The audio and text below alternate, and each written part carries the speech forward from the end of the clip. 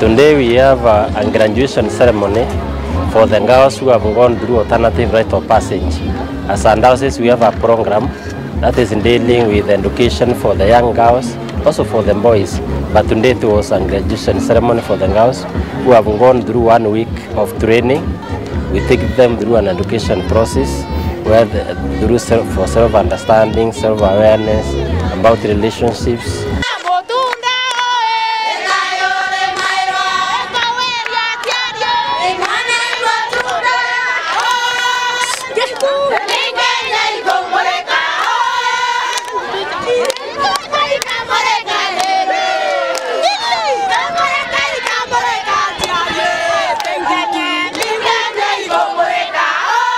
We look at our traditional culture, we see there was a circumcision which was meant to assist a girl growing to adulthood.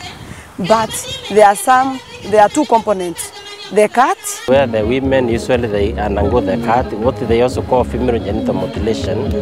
So they mutilate the genitalia for the women, for the young girls. And the education, guidance and counseling. So we know the cut and then we embrace and emphasize on education, guidance and counseling. And we take the training module that was being trained in the tradition culture, and then we look at what was good. For example, virtues, values, issues like responsibility, honesty and hygiene. So we train these girls and we find that what was good should be emphasized.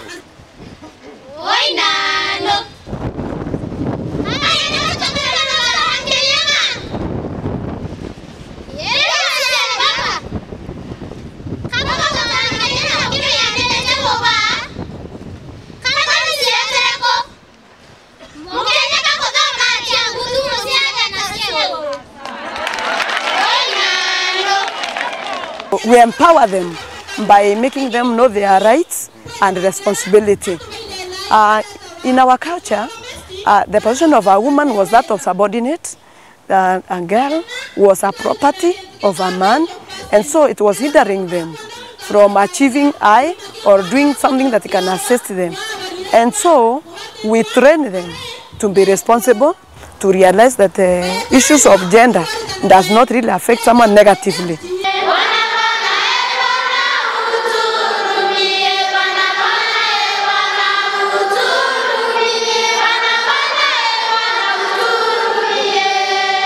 There are 209 girls.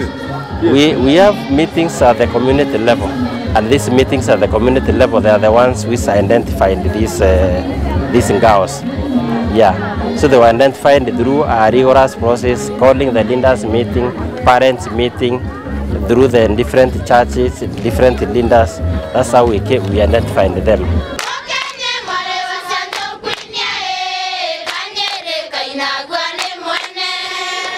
FGM was not handled properly. We realized that the important element of the tradition were being lost.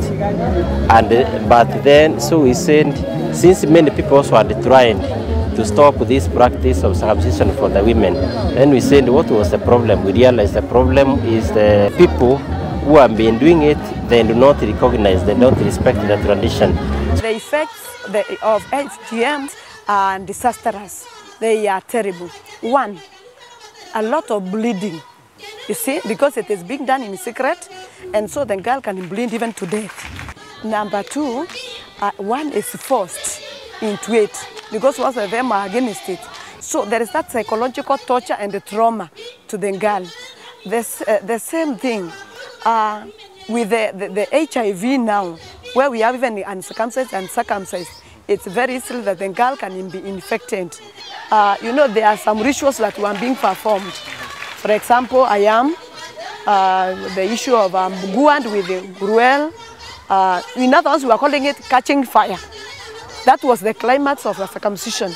That is what was making a difference between the circumcised and uncircumcised. So in a ceremony like this one, we involve those traditional women, reformists, who have realized that issue of catching fire was only meant to be a ratio of eating, celebrating, and so it doesn't have a lot of meaning. For example, today, The nguan is replaced with avamos.